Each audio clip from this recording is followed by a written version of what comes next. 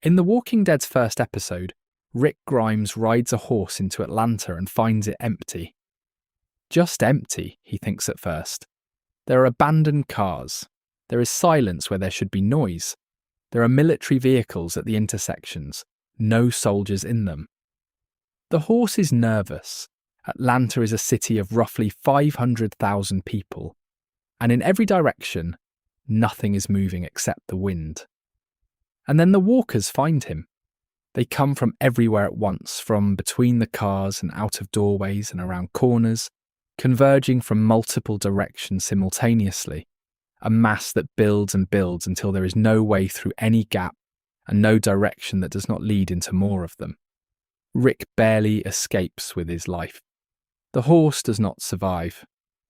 That image, the teeming city, the silence, the sudden convergence of thousands of the dead from every direction at once, is the clearest visual statement the franchise ever made about what cities became and why. But to understand why Atlanta looks the way it does when Rick arrives, you have to understand a sequence of events that began months before he woke up, a set of decisions and mechanisms and compounding urban dynamics that turned every major city in America into exactly what Rick rides into on that horse. Tonight we are going through all of it, the decisions that filled the cities, the mechanics that trapped people in them, the specific features of urban design that made escape nearly impossible, the infrastructure collapse that turned every building and road and underground tunnel into a hazard rather than a resource, and the end point of that process 14 years later in Manhattan, where the city has become something that the early days of the outbreak never quite predicted. Get comfortable. This one is going to take some time. Part 1.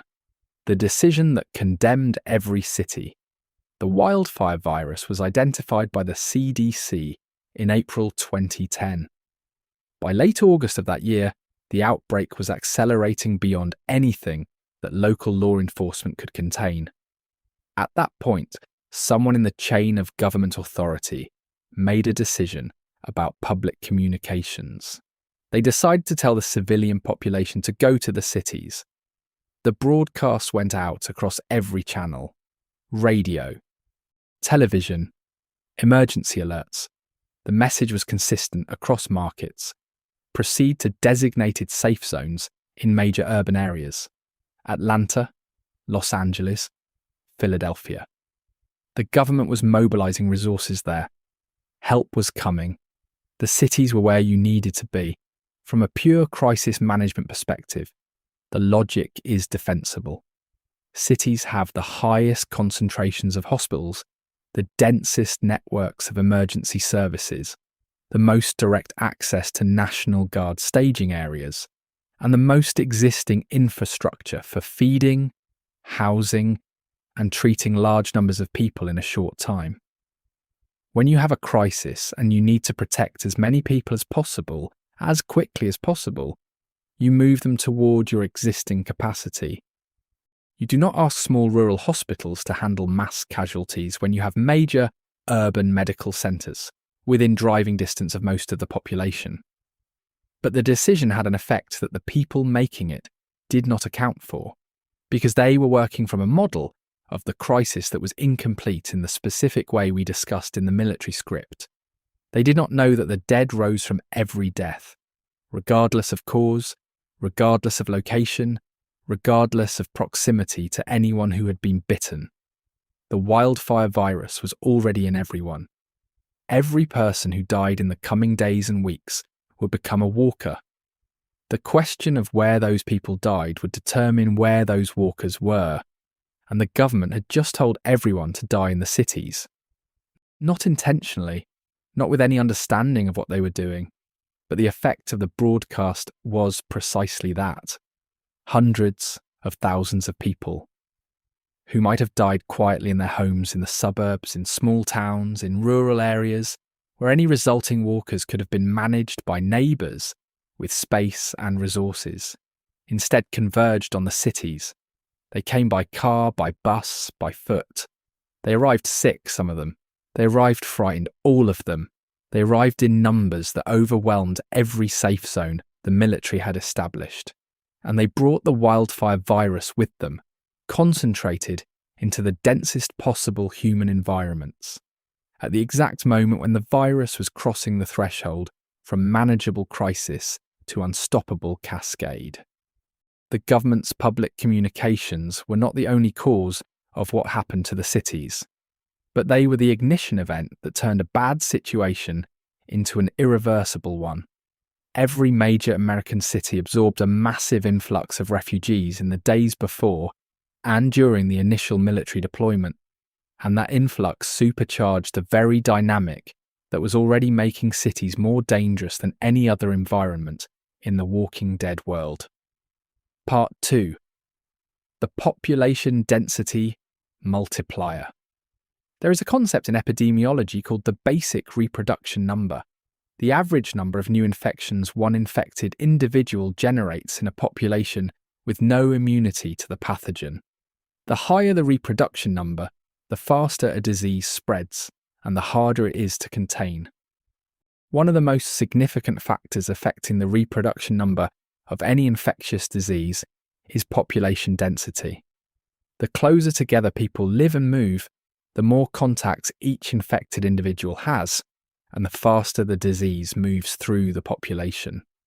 The wildfire virus does not spread through direct contact in the conventional sense. It is already in everyone. But the Walking Dead it produces do spread. A walker in a rural area might encounter a handful of people before being neutralised, or might wander for weeks without encountering anyone at all. A walker in a dense urban environment, in a city where hundreds of people occupy a single city block, encounters new potential victims constantly. Every walker generated in a city creates multiple new opportunities for additional victims before the situation is controlled. And in a city that has lost its emergency services, the opportunities for controlling any individual walker are dramatically reduced. Atlanta's metro area population in 2010 was just under 6 million people. The city proper had around 450,000. The density of the city, the vertical density of its apartment buildings and high-rises, the horizontal density of its residential neighbourhoods, meant that at any given moment there were thousands of people within a very small geographic radius of any single point in the city. When the outbreak began generating walkers from the city's normal background death rate, those walkers did not have to travel far to find their next victims. Their next victims were in the adjacent room, on the floor, below them, walking by on the sidewalk outside. The background death rate of a city the size of Atlanta is worth thinking about carefully. Under normal conditions, roughly 8 people per 1,000 die each year in the United States. In a city of 450,000, that is approximately 3,600 deaths per year, or roughly 10 per day. Under normal conditions, those deaths are managed. The bodies are handled by funeral homes, hospitals, medical examiners, the whole institutional infrastructure of death management that modern society has built. Under outbreak conditions, with that infrastructure collapsing, and with the wildfire virus turning every death into a new ambulatory threat, those 10 daily deaths in the city proper become 10 new walkers per day before anyone even accounts for bite transmission or outbreak-related violence. And that is the city's pre-outbreak death rate.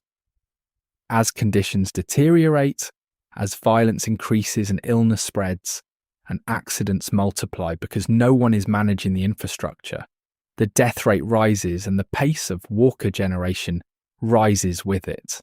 Now add the refugees. The broadcast told people to come to Atlanta.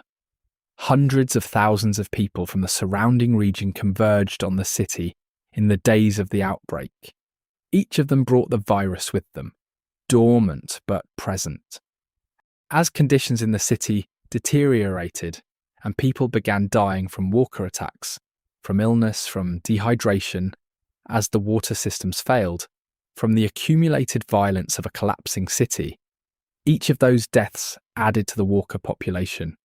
The refugee influx did not just add to the city's living population, it added to the city's future dead population, the walkers that would exist when those refugees eventually died. The escalation from manageable to catastrophic in a dense urban environment is not linear, it is exponential. One walker in an apartment building can generate multiple new walkers before anyone with the knowledge and capability to stop the process arrives.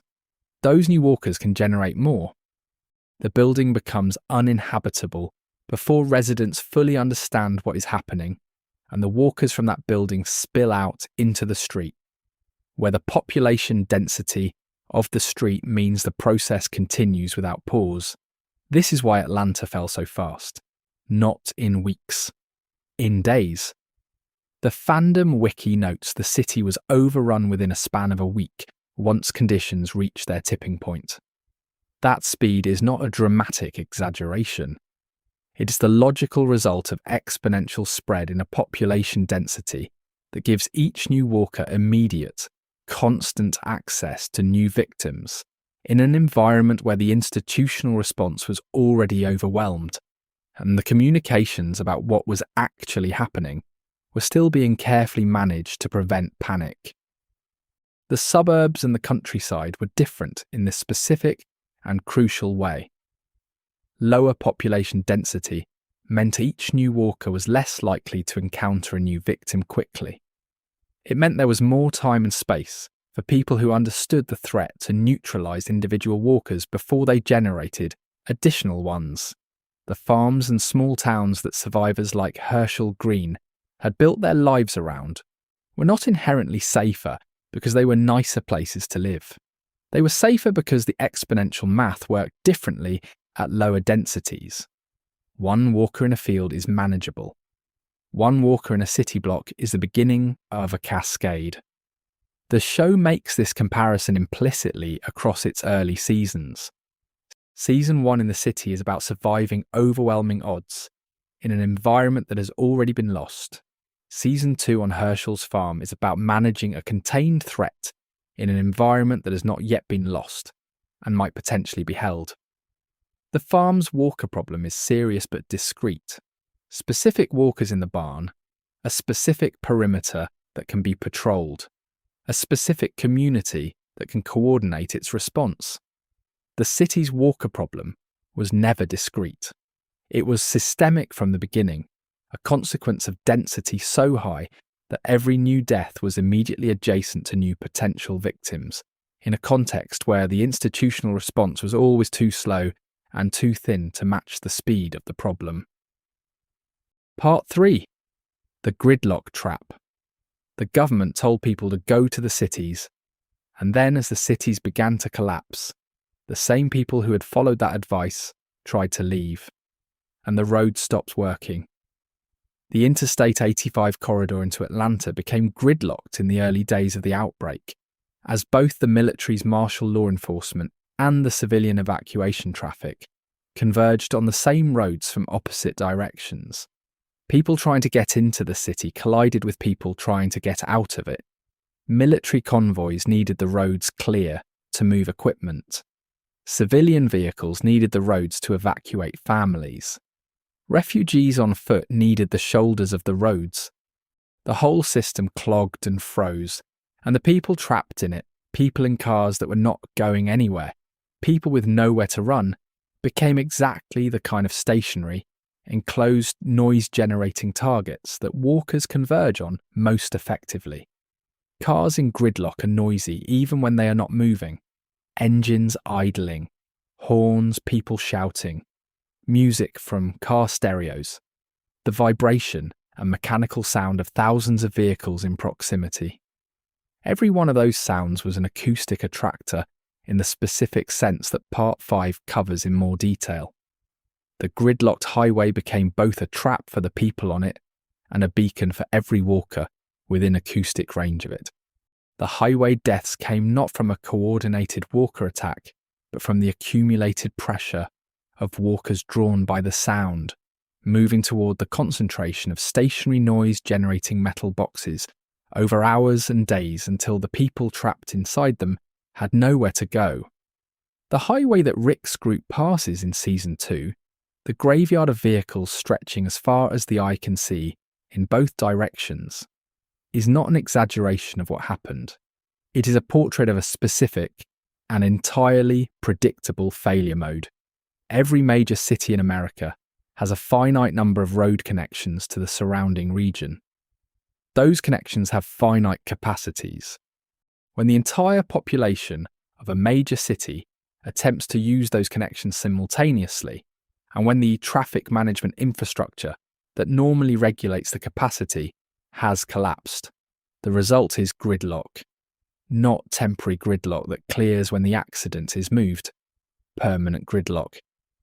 The kind where 100 to 150 abandoned vehicles simply remain in place as permanent obstacles, precisely as depicted in the highway scenes filmed for Season 2 at Hampton, Georgia, on Highway 20 near Atlanta Motor Speedway. A gridlocked highway is not just an inconvenience for survivors trying to travel, it is a strategic catastrophe with cascading consequences. It means the city cannot be evacuated, which means the refugee population that had been drawn in by the government broadcasts cannot get out, which means the walker population generated by their deaths stays concentrated in the city. It means military equipment cannot move freely in or out, which accelerates the supply collapse described in Part 6. It means the supply lines the safe zones depend on are physically blocked, which accelerates the timeline of their failure. And it means that the people trapped on the highway itself, people who had done exactly what the government told them to do, and were now trying to do the sensible next thing, and leave, were sitting in metal boxes in the middle of the largest concentration of walkers in the region, exactly where they did not want to be, with no viable path to anywhere safer. The gridlock trap was built into the design of American cities long before the outbreak. Urban planning in the 20th century optimized cities for automotive traffic, flowing in and out on predictable workday patterns. Peak inbound in the morning, peak outbound in the evening. Regular and manageable. The road networks were sized for that pattern. The infrastructure was never designed for simultaneous mass evacuation of an entire city, because simultaneous mass evacuation was not something that American cities were expected to need to perform. The result was a transportation system that worked perfectly for normal conditions and failed catastrophically under the specific conditions of the outbreak, where everyone decided to leave at the same time in response to the same broadcast telling them that staying was not safe. Cities that had invested in rail infrastructure were not necessarily better positioned.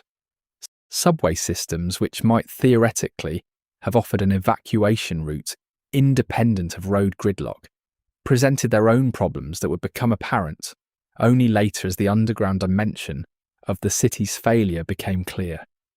But in the initial days, when the crisis was still unfolding fast enough that people had somewhere specific they were trying to reach, the gridlock was the visible face of the city's failure to provide what it had implicitly promised: a way in, and then, when that turned out to be wrong, a way out.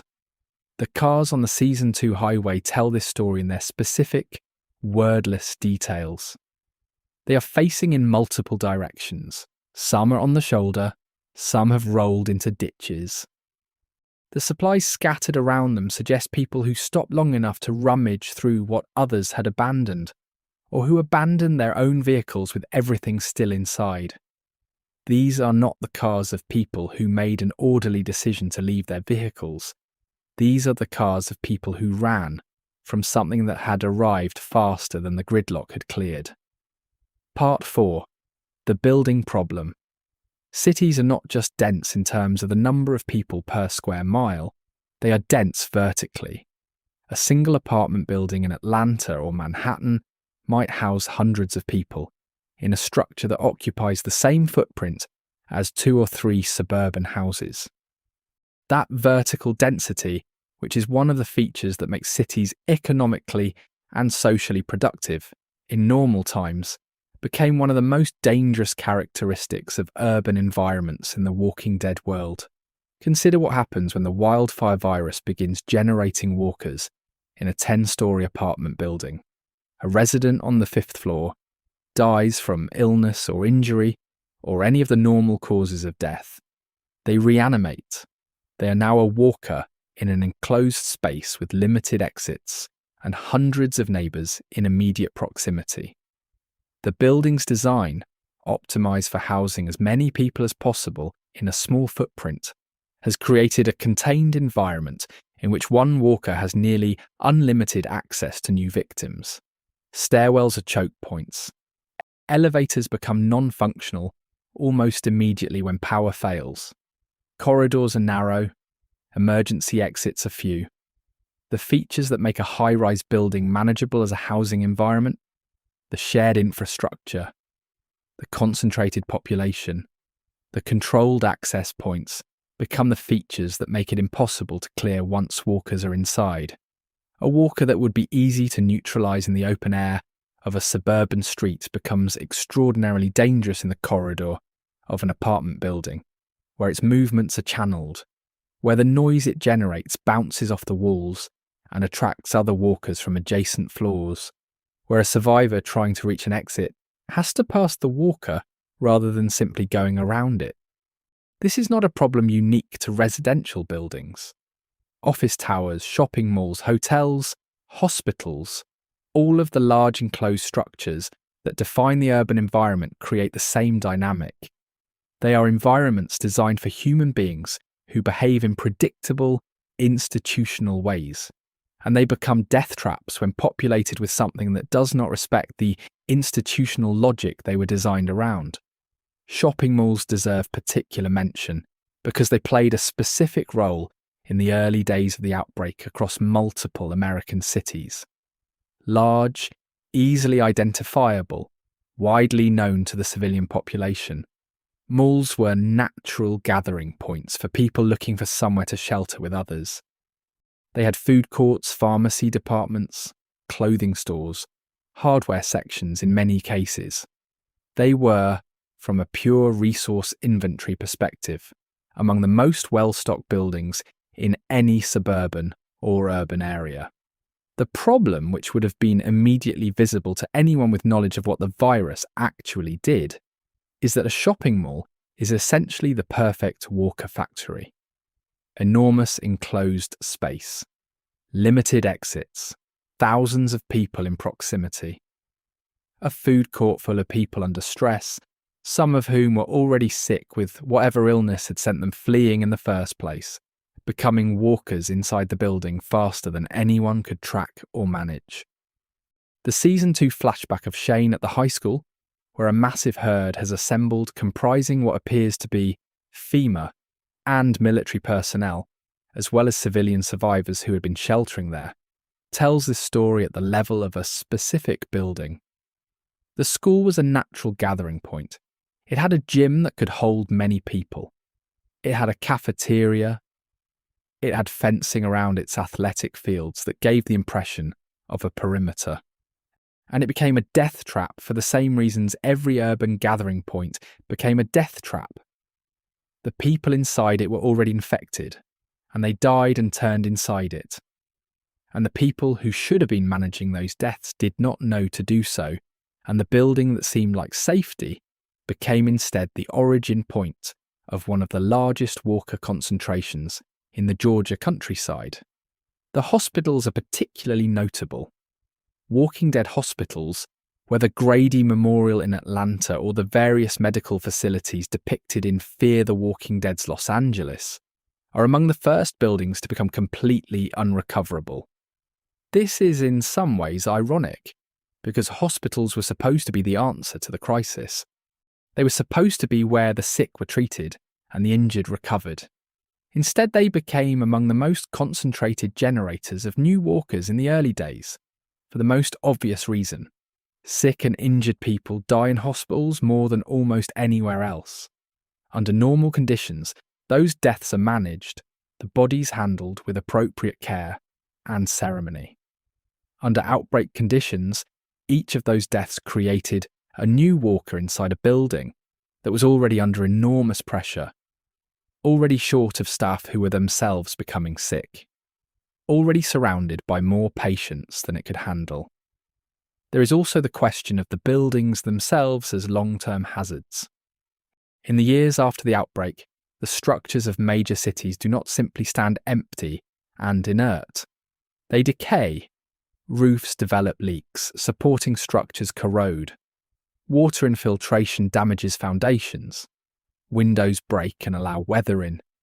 14 years after the outbreak, the buildings of Manhattan in Dead City are visibly deteriorating.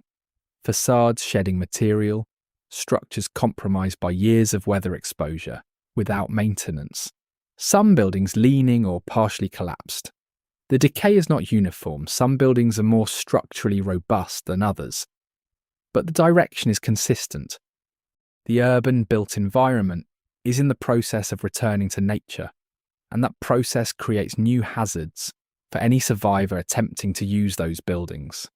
New sounds as structures shift and settle, new instabilities that can collapse floors or bring down walls without warning.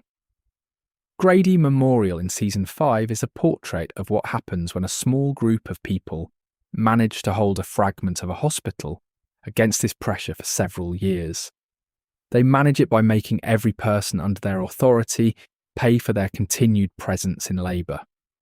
They manage it by restricting access, by enforcing rules with extreme force, by essentially running a prison with medical facilities. The building's size, which once made it a community resource, has made it an enclave of coercion. The vertical architecture of the urban environment, the feature that made the hospital a significant medical centre rather than a small rural clinic, is now the thing keeping everyone inside it, in a relationship based on debt and threat rather than care. The city's largest buildings have not become the city's greatest resources for survivors. They have become the city's most elaborate justifications for power over people who have nowhere else to go. Part 5. The sound ecology of a city. Walkers are attracted to sound. This is one of the most fundamental behavioural facts about them in the Walking Dead universe, established in the first season and confirmed in virtually every major walker encounter across the entire franchise. Sound is how herds form. A noise attracts several walkers. Those walkers make their own sounds, which attract more. The cluster generates a feedback loop that can grow a small group into a herd of thousands if the sound source is persistent enough. It is one of the most important practical facts survivors learn, and one of the first things smart survivor communities account for in their daily operations. The Walking Dead wiki describes herds as wandering without purpose until attracted by sounds or prey, and notes that the presence of walkers around other walkers creates something close to a hive mind effect, where they react more quickly by watching and following what others do. A herd builds on itself. Each new walker drawn to the sound source makes noise of its own that draws more walkers. The herd's own shuffling, groaning mass becomes a persistent sound source that keeps expanding its own recruitment. A city in the early days of the outbreak was not a quiet environment. It was one of the loudest possible environments at the worst possible moment. Car alarms, emergency sirens, military aircraft, gunfire, from the National Guard, from police, from civilians defending their homes and businesses, explosions from generator failures and chemical plants and the 1,000 industrial processes that a city runs on constantly and that go catastrophically wrong when they are no longer supervised by trained operators. The shouts of frightened people, the creak and groan of structures under stresses they were not designed for. The sound of the military's eventual napalm bombing, which was not one bombing run, but an extended operation that produced sustained citywide acoustic events of a kind that would recruit walkers from every surrounding area into the city's core. Every one of those sounds was a beacon. Every sound drew walkers toward it, and the walkers drawn by one sound made sounds of their own, and those sounds drew more walkers, and the city's acoustic environment, once just the normal noise of urban life, became a continuous attractor, pulling the dead from every direction toward every source of activity. There is a specific and underappreciated moment in Season 2 of the main series that illustrates the sound dynamic of cities with unusual clarity. The herd that descends on Herschel's farm at the end of that season did not originate near the farm. The wiki traces its origin to Atlanta, noting that it was drawn out of the city by a passing helicopter, and that it grew as it travelled, accumulating more walkers as it moved through the Georgia countryside over the course of days. A herd drawn out of Atlanta by a helicopter's engine noise travelled far enough to reach a farm more than 20 miles from the city. Cities were not just producing walkers, they were producing herds that were seeding the surrounding countryside with the same threat that had already consumed the cities themselves. This is the specific mechanics behind the scene that greets Rick when he rides into Atlanta. The city is not empty because the walkers have wandered away. It is quiet because the city is past the phase of active noise generation. The car alarms have run down, the fires have burned out, the military has withdrawn. The survivors who remained in the city have learned to be very, very quiet, or they have not survived. The walkers, in the absence of persistent sound, have aggregated in the areas that generated the most sustained noise in the days of the collapse. The commercial districts, the transportation hubs, the areas around hospitals and military installations. Rick rides into a city where the sound ecology has settled into a new equilibrium. And when his horse's hooves on the pavement breaks that equilibrium, the walkers begin converging from every direction at once. The sound trap in cities was amplified by the city's physical design. Tall buildings create echo effects that open terrain does not. The stone and glass canyons of a downtown urban core bounce and amplify sound in ways that make a single noise carry much farther and remain active much longer than the same sound in open countryside. A single gunshot in an urban canyon can be heard and can attract walkers from a radius that would be impossible in fields or forests. Survivors who learned this quickly stopped using firearms in urban environments whenever possible. It is why Daryl's crossbow and Michonne's katana are not just aesthetic choices or character-defining weapons. They are tactical adaptations to the acoustic reality of the urban environment. Every weapon that requires an explosive charge is a liability in a city in a way that it is not in open country. The herd mechanics in urban environments also have a different character than in rural ones. In open terrain, a herd can be driven, redirected, channeled around obstacles. Season 6's entire first half is about Rick's group doing exactly that, using noise, vehicles, and knowledge of the landscape to move a quarry herd along a controlled route. The operation works barely and with significant losses because they have open roads with shoulders wide enough to manoeuvre and fields where the herd can be directed when it strays. In a city, those options disappear. The buildings are the walls, the streets are the channels. A herd in a city fills whatever space is available, and the spaces available are defined by urban architecture that was designed for the flow of people and commerce, not for military containment operations. The walkers in a city do not need to be directed anywhere. The city directs them, funneling them through its streets, concentrating them at its intersections, pooling them in its plazas, and parking structures and transit hubs. Part 6. The infrastructure collapse inside the walls. Every major city depends on continuous operation of systems that most of its residents never think about. Electricity, water treatment, sewage processing, waste collection, natural gas distribution, food distribution networks, chemical plant operations. Each of these systems is run by workers who are also human beings, and human beings were not showing up to work in the early days of the outbreak for the same reasons soldiers were deserting the safe zones. Their families needed them more than the infrastructure did. The collapse of city infrastructure in the Walking Dead world is not a slow process. It is nearly simultaneous across multiple systems once the human workforce operating those systems disperses.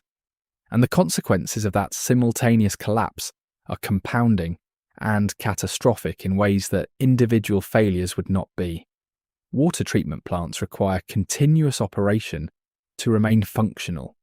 When operators stop coming to work, the treatment processes stop. Water pressure in city pipes drops as pumping stations fail. Within days, the water supply to millions of people is either unavailable or unsafe. Dehydration and waterborne illness begin affecting the survivor population.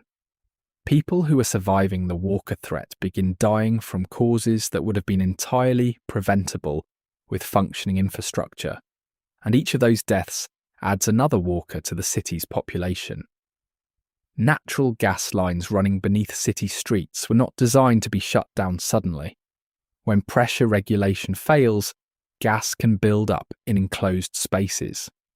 The explosions and fires visible in the background of Atlanta throughout Season 1 are not all Walker-related. Some are infrastructure failures, gas line ruptures, transformer explosions, the accumulated consequences of industrial systems continuing to operate without the human oversight that keeps them from failing catastrophically. Each explosion is another major sound event, another powerful attractor for the dead, another piece of the city's structural integrity, lost in ways that make future reclamation more difficult. The food distribution infrastructure of a major city is often described as the most fragile element of urban systems, because it has almost no buffer. A modern American city's food supply is maintained through a just-in-time distribution network that relies on daily deliveries from warehouses and distribution centres that are themselves dependent on supply chains stretching across the country. Cities do not store significant food reserves. They receive constant shipments that are consumed almost immediately and replenished by the next shipment. When the distribution network stops, the city's food supply does not last long. Supermarkets empty in days. Emergency reserves, to the extent they exist, last weeks at best for a population of hundreds of thousands. Starvation and the desperation it produces begin driving human behaviour in directions that compound every other problem. Conflict over remaining food stores, forced entries into buildings that might be occupied by walkers, movement through areas that would otherwise be avoided.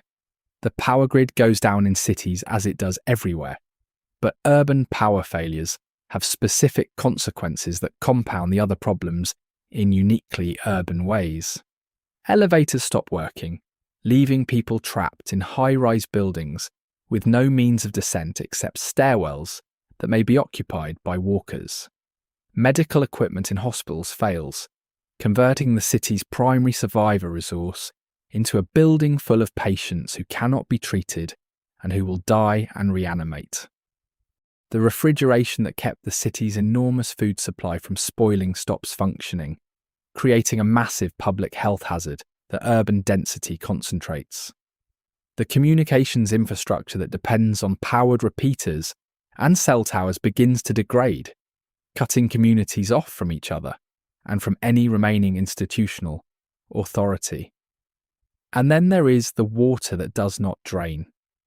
City streets are designed with storm drain systems that require working pumps to handle significant rainfall. Without those pumps, the lower-lying sections of many cities begin to flood. The walkers do not particularly mind water, as established throughout the franchise. Survivors do. The geography of American cities, many of which are built around rivers and in coastal areas naturally prone to flooding, means that infrastructure failure converts significant portions of urban terrain into water hazards that restrict human movement and create additional tactical problems in an environment that is already overwhelming. All of these failures happen simultaneously, or very nearly so, over the same critical period when the city is already being overrun, each one makes the next one worse. The loss of power accelerates the loss of water treatment. The loss of water treatment accelerates illness in the remaining population, which generates more deaths and more walkers. The illness of the remaining workforce accelerates every other infrastructure failure by reducing the pool of people who could, in theory, maintain any of the systems. The compounding effect means that by the time any surviving community has organised itself well enough to think about addressing infrastructure failures, the infrastructure has been non-functional long enough that restoration is no longer a matter of fixing what broke. It is a matter of rebuilding from the ground up with resources that no longer exist in the city. There is a detail in Fear the Walking Dead that captures the specific texture of this compounding collapse with unusual honesty. The guard units in Los Angeles are not defeated by walkers directly. They are defeated by the accumulated weight of all of these failures simultaneously. The supply lines degrading, the safe zones generating internal threats from the deaths inside them, the communication with command becoming unreliable, the morale of individual soldiers collapsing as the gap between their orders and their observable reality grows too wide to bridge. The city does not fall in a single dramatic confrontation. It falls through a series of small compounding failures that each make the next failure more likely and more severe. The city eats itself. Part 7. Underground. The dimension. The surface cannot solve. American cities are not just what is visible above street level, they are also what is below it. Subway systems, sewer networks, utility tunnels, steam tunnels. The dense underground infrastructure of a major city is, in normal times, one of the engineering achievements that makes the dense city possible. It is also, in the Walking Dead world, one of the reasons the cities could never be recovered. The subway systems of major cities present a specific problem. They are enclosed, poorly lit, difficult to clear systematically, and directly connected to every major population centre above ground. Walkers that descended into subway systems in the early days of the outbreak, or were placed there by early emergency management efforts that made the same mistake the safe zone model made about the surface, became a permanent subterranean threat that could not be addressed without controlling the surface first, and could not leave the surface under control while the subway systems remained uncleared. In Manhattan, as depicted in Dead City, the military's response to the early outbreak included storing the bodies of walkers they killed in the sewer system. They sealed it. They thought they had solved a problem. What they had actually done was create an underground walker population that would persist for more than a decade, generating methane as the bodies decomposed, filling the underground passages with gas that made human traversal extremely dangerous, and occasionally producing new walker activity when the bodies decomposed slowly enough to remain ambulatory. The Walker King, the fused monstrosity that Maggie encounters in the Manhattan sewers in Dead City, is the most extreme visual representation of what happens when walkers are confined together in an enclosed space for years. Multiple bodies pressed together by the weight of the dead above them, partially decomposed, partially fused by the physical proximity and the chemistry of decomposition, still mobile, still seeking. It is described by showrunner Eli Journay as a concept he had thought about for years. What happens when walkers are crammed together in a tight space over a long period of time? The answer is something that the early days of the outbreak never produced, something that only the specific conditions of an enclosed urban space, left alone and unmanaged for more than a decade, could create. The Manhattan subway system, depicted as filled with corpses so decomposed that some can barely move, their rib cages visible, their capacity for threat dramatically reduced but not eliminated, is one of the most important lore details in Dead City. It tells you that the underground dimension of the city does not simply empty out as time passes. it accumulates. The dead put in the sewers and subway tunnels do not disappear. They decompose, slowly, in the dark, until the question of whether they are still a threat stops having a clean answer. Above ground, the city's buildings and streets can, in theory, be cleared. Survivors can work through them systematically, eliminating walkers, securing areas, gradually expanding the zone of safety. This is how Alexandria was built. This is how every successful survivor community operated. But underneath the city, the same systematic clearing operation faces conditions that make it orders of magnitude more dangerous. Confined spaces, poor air quality from methane and decomposition gases, complete darkness, unpredictable structural conditions from years of infrastructure decay, and a walker population that has had years to develop the specific characteristics of enclosed confinement. No city that has been fully overrun can be reclaimed until both its surface and its underground are addressed. And addressing the underground of a major city means sending people into the conditions Dead City depicts in its most harrowing sequences. It means sending people into darkness and methane, and decades of accumulated dead in spaces where the walker can smell and hear them, and they can barely see anything. The surface problem and the underground problem compound each other. You cannot clear the surface while the underground is generating threats from below. You cannot clear the underground while the surface is generating threats from above. This is the specific reason, the mechanical reason, why no city in the Walking Dead universe is ever fully reclaimed by survivors in the franchise's timeline. Not just the numbers, not just the density, the underground. Part 8. The thing about cities. The walkers understood first. There is a consistent pattern in the Walking Dead world that becomes visible when you look at the show's 12+ years of depicting how walkers move across geography.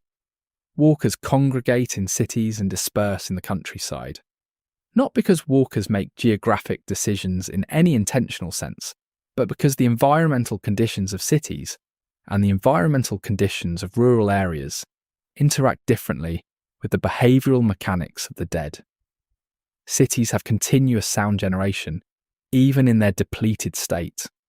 Wind through broken windows creates low whistles and rattles. The structural settling of damaged buildings produces periodic creaking and groaning. Rats and other urban wildlife generate consistent noise from the lower levels of buildings and underground passages. The sound generated by other walkers, the dragging footsteps and ambient moaning of a dense walker population, creates its own feedback signal that keeps the city's dead in a state of constant low activation. Cities do not become fully silent after the outbreak. They become quieter than they were, but they retain a residual acoustic activity qualitatively different from the genuine quiet of the countryside, and that difference has significant consequences for walker behaviour. Rural environments are genuinely different in their sound ecology. Wind through trees does not create the same directional cues as wind through the canyons of an urban street grid. Animal sounds in rural areas are more episodic and less concentrated. The result is that walkers in rural areas spread across a landscape rather than pooling at focal points. A county that was lightly populated before the outbreak might have dozens of walkers spread across hundreds of square miles, each one isolated and individually manageable, in a way that no walker inside the Atlanta city limits was once the safe zones fell. This is why the survivor communities that successfully established themselves were, with very few exceptions, not in cities. The prison, the farm, the hilltop, the kingdom. Alexandria, the closest thing to an urban environment among the franchise's successful communities, is actually a suburb. Lower density, smaller structures, a more defensible perimeter geometry, and crucially, no underground infrastructure generating additional threats from below. Alexandria had walls but not subway systems. It had roads but not the acoustic canyons of a downtown urban core. Its walker management problem was a surface and perimeter problem, something that could in principle be addressed. It was not the layered, self-reinforcing, three-dimensional problem of a true urban environment. The Atlanta Survivor Camp in Season 1 tells this story directly. The camp is not in Atlanta, it is on a hillside outside Atlanta, close enough for scavenging runs, far enough that the walker density is low enough to manage. The survivors who try to stay in the city itself are either dead or operating in the specific and limited way the Grady Memorial Hospital officers operate in Season 5, holding a fragment of a single building, maintaining their position through coercion of the people they claim to protect, because the urban environment makes genuine voluntary community impossible at any larger scale. As the seasons progress, walkers from Atlanta begin moving outward. The fandom wiki notes that once the city's supply of living targets was exhausted, the dead began making their way to more rural areas in search of food. This outward migration is the urban concentration effect continuing past its initial phase. The cities absorbed enormous numbers of walkers in the initial days, then exported the overflow into the surrounding countryside once their internal food supply was gone. The countryside was not contaminated primarily by the natural spread of the outbreak through rural deaths. It was contaminated by the overflow from cities that had been filled beyond capacity, the excess of the urban dead dispersing outward. The quarry herd in Season 6 is the most dramatic expression of this dynamic in the main series. That herd is not a naturally occurring congregation of rural walkers. It built up in an enclosed semi-industrial site that created sustained sound, and it grew until it was larger than anything the Alexandria community could safely manage in place. Rick's decision to move it, rather than leave it, is the recognition that any significant walker concentration, urban or not, will eventually overflow into whatever living community is nearest. The quarry is not a city, but it had enough of the city's key characteristic, enclosed sound concentrating geography, to produce the same result at smaller scale. Part 9. Manhattan. The ultimate endpoint. Dead City's Manhattan is where you see all of these dynamics taken to their logical conclusion more than a decade after the outbreak. What has happened to the island in the intervening years is the most complete portrait of city as death trap that the franchise has produced. The military blew up every bridge and destroyed every tunnel connecting Manhattan to the mainland in the early days of the outbreak, as part of the broader Operation Cobalt protocol for major cities. The intent was containment. Prevent the walker population of Manhattan from spreading to the New Jersey and Brooklyn suburbs and multiplying the problem across a wider area. The effect was to create a sealed ecosystem, an island of the dead with no throughput. Walkers that entered Manhattan never left. The dead that accumulated in its streets and buildings and underground passages stayed there and continued to accumulate for more than a decade. The population density of Manhattan before the outbreak was the highest of any county in the United States, roughly 70,000 people per square mile. What that density created in the context of the outbreak was the highest possible initial walker population concentrated in the highest possible density. When the bridges came down and the tunnels were closed, all of that walker population was locked on the island, permanently. And then the underground storage of the bodies the military killed in the early days added millions of additional corpses to the underground passages, which decomposed into methane that made human traversal dangerous and eventually powered the operations of the island's handful of living inhabitants. The zipline systems that survivors developed to move across Manhattan without touching the walker-filled streets below are one of the most inventive world-building details in Dead City, and one of the most revealing. They exist because street-level movement in Manhattan is so consistently, comprehensively dangerous that the only practical solution is to travel above the streets entirely.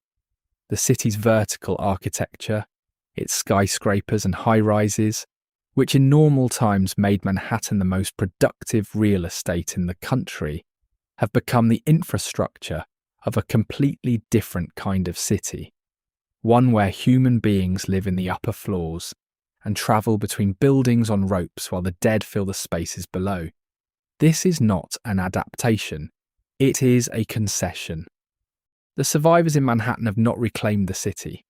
They have found a way to exist in a narrow, ecological niche above the city, using its vertical architecture to avoid the street-level reality that they cannot change. The dead own the streets, the living own the rooftops, and the boundary between those two territories is maintained not by clearing the dead, but by staying out of their space.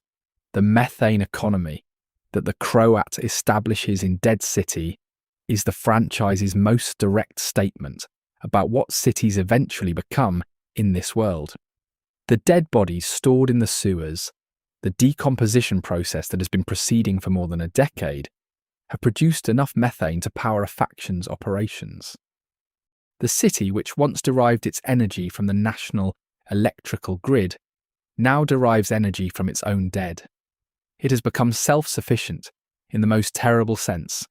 It powers itself on the material consequence of what happened to it, generating fuel from the bodies that couldn't be removed and could not stop decomposing. Manhattan in Dead City is not a ruin waiting to be rebuilt. It is a transformed ecosystem, with its own logic and its own resources and its own power structures, built entirely around the fact of the dead's permanent occupation. The Dharma, running her operations from the King Francis Theatre, is not maintaining a foothold while waiting for rescue. She has adapted to the reality that Manhattan will not be reclaimed and has built a civilization in the cracks of that reality. It is a civilization of extraordinary ingenuity and extraordinary brutality, and it would not exist without the specific conditions of the sealed, overrun island city that created it. Part 10. Why no city was ever fully reclaimed. The Walking Dead universe has one significant exception to the pattern of abandoned and irreclaimable cities: the Commonwealth in Ohio, and more specifically the metropolitan complex it manages, which includes multiple connected communities representing the franchise's most successful attempt at rebuilding urban civilization. But the Commonwealth is not a reclaimed city in the traditional sense. It is a new construction built inside existing urban infrastructure. Carefully managed from the beginning, with full knowledge of the Walker threat, and with the specific goal of creating defensive architecture that accounts for the lessons of every failed safe zone and every overrun city that came before it. Its walls are not the ad hoc barriers of the National Guard's early safe zones. Its organisation is not the personal authority of individual leaders held together by loyalty and threat. It is an institution with rules and roles and protocols, built from the ground up around the reality of the world, rather than the memory of the world that used to be. The Commonwealth survives because it never tried to reclaim an overrun city. It claimed space inside existing urban infrastructure before that space was lost. The distinction matters enormously. Reclaiming space from a walker population requires first containing those walkers, then systematically eliminating them, then holding the cleared space against the walker populations of adjacent areas that have not been cleared. In a fully overrun city, the scale of that operation exceeds the human capacity that any survivor community could realistically muster. Atlanta, years after the outbreak, is still substantially in the condition Rick found it in the pilot. Buildings are intact. The infrastructure is there, rusted and degraded, but structurally present. The city is not gone. It is occupied. And the occupied buildings, the underground systems, the acoustic canyons of the streets, all of the features that made Atlanta a death trap, in the first days of the outbreak are still present, still functioning in exactly the same way, still generating the walker concentrations and the acoustic feedback loops and the enclosed spaces that no survivor group has the numbers or the resources to clear comprehensively. This is the ultimate answer to why cities became death traps. Not the initial crisis, not the government's bad decision, not the gridlock and the infrastructure collapse, and the population density math. Though all of those contributed, the ultimate reason is that cities, once overrun, are not merely dangerous, they are self-sustaining. They maintain the walker populations within them through the same mechanisms of density and acoustics and enclosure that made them deadly in the first place. They do not deplete over time in the way that a rural area might. They persist, and the dead within them accumulate experience in the specific sense that the dead city universe explores. They fuse together in the sewers, they learn the sound patterns of their environment, they occupy the vertical dimension of buildings as well as the horizontal dimension of streets. The city as a form of human organisation was built to last. In the Walking Dead world, it turns out to have lasted exactly as long as expected, just not in any way its builders would have recognised or wanted. Outro. In The Walking Dead's first episode, Rick Grimes rides into Atlanta on a horse that is afraid of the city before the walkers appear. The horse knows something is wrong before Rick does. The horse reads the emptiness and the silence and the smell, and responds to it with the animal knowledge that this is not a safe place, that the things designed into this environment are not aligned with the needs of living creatures right now. Rick does not have that instinct yet. He has the belief, which millions of people shared, that the city is where resources are, where help is, where civilization lives. He rides into Atlanta because that is where a person goes in a crisis, because that is what the broadcast said, because that is where his family went, and where he last understood himself to be connected to anything. And he finds what everyone who went to cities in the early days of the Walking Dead outbreak found, that the city had been transformed by specific, identifiable, compounding mechanisms into the most dangerous possible place to be. For reasons that are not about bad luck or bad timing, but about the fundamental relationship between urban design and the specific nature of the Walking Dead threat. The decision to direct everyone into the cities, the population density that turned every death into a local cascade of new threats, the gridlock that made evacuation nearly impossible and turned the roads into killing grounds, the buildings that concentrated walkers in enclosed spaces and converted the city's vertical architecture from housing infrastructure into a trap, the sound ecology that converted every urban block into a persistent attractor for the dead, the infrastructure collapse that removed every resource the city was supposed to provide while adding new hazards from failing industrial systems, the underground dimension that added a permanent, uncleared threat beneath the streets, one that only deepened and mutated over time. The walker behaviour patterns that caused the dead to concentrate in cities rather than disperse from them, and to spill outward into the surrounding countryside once the cities themselves were exhausted. Every one of those factors was present from the beginning of the outbreak. Some were made dramatically worse by specific human decisions. The government's broadcast told people to go to the cities at the exact moment the cities were becoming the most dangerous places in the country. Operation Cobalt's napalm bombing, intended to clear the walkers, produced massive acoustic events that concentrated more walkers in the blast zones, destroyed infrastructure that might eventually have supported reclamation, and scattered the surviving civilian population into a landscape that no longer had any institutional support. The military's decision to seal Manhattan by destroying its bridges and tunnels, intended as containment of the city's walker population, instead created the closed ecosystem that Dead City depicts 14 years later. An island producing methane from its own dead, sustaining communities of survivors who have stopped expecting to reclaim any of it and have instead built a civilization in the vertical margins above the street-level reality they cannot change. What The Walking Dead is tracing across all of its depictions of cities from Season 1's Atlanta through Dead City's Manhattan is not just a story of places that fell, it is the story of a specific form of human achievement. The dense city, the concentrated collaboration of millions of people in a small space, encountering a threat that turned every one of its strengths into a weakness. The city's density, the city's sound, the city's enclosed spaces, the city's underground infrastructure, the city's dependence on continuous human operation of complex systems.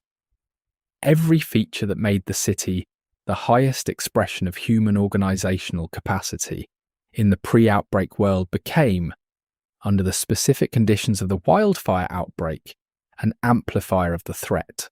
The horse knew. The horse was right, and the franchise's 12-plus years of storytelling, from Atlanta in Season 1 to Manhattan in Dead City, is the slow, thorough, and genuinely fascinating unfolding of why. There is a great deal more to explore in the Walking Dead universe.